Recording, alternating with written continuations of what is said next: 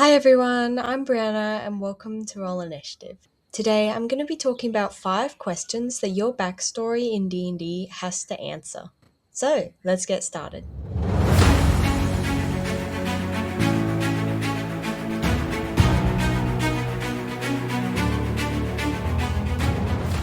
Possibly the most important question that your backstory needs to answer is why is your character adventuring?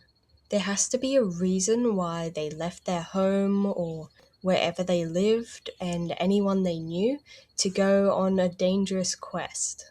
You need a good reason to be out with the party adventuring.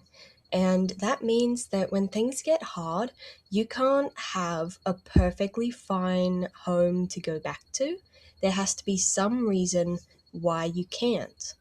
There has to be some reason that you're out here doing this and you need to finish it. Your reason for staying away can literally be anything from your family is in trouble financially and you can't come back till you have the loot from the dragon's lair to help them. Or you had an argument with your parents and now you won't go back. This way you have a realistic reason why you don't go home and why you stick with the party. If you have a specific place that your character came from, then your DM will have a much easier time bringing your character's backstory into the game because they'll know where you came from, and they might even involve your hometown or your homeland in the actual plot of the story. Another detail that you really have to know is your character's parents. Who were they? It doesn't have to be complicated. It can be as simple or as complex as you like. The very simplest, you don't even have to know their names. They don't even have to be alive. Just knowing what happened to them is enough.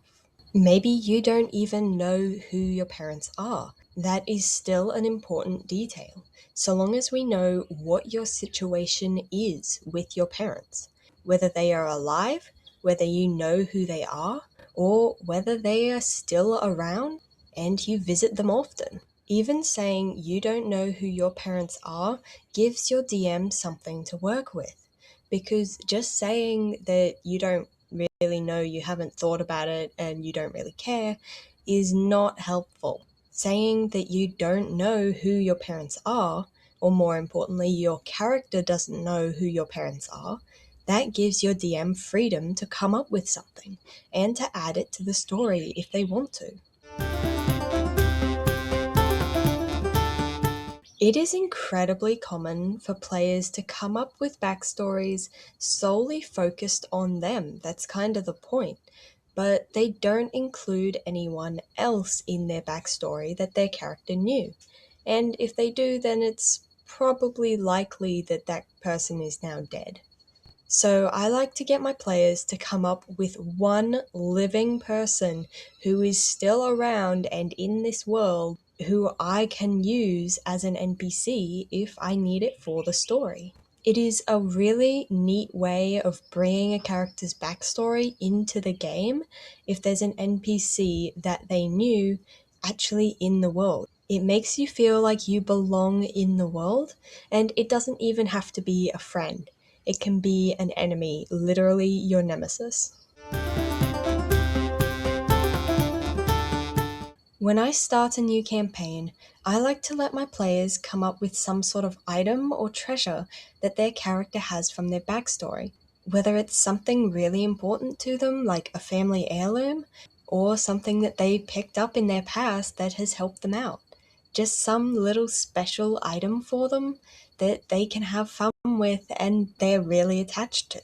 I think it's a really good way to have that little bit of depth to character right at the start and to give you something that you're attached to right from the start. Whether it's the last thing you have that reminds you of someone, or whether it's literally just something that you find really useful and you've had for a long time. And although I think this is really neat, it's definitely something that you should ask your DM about first.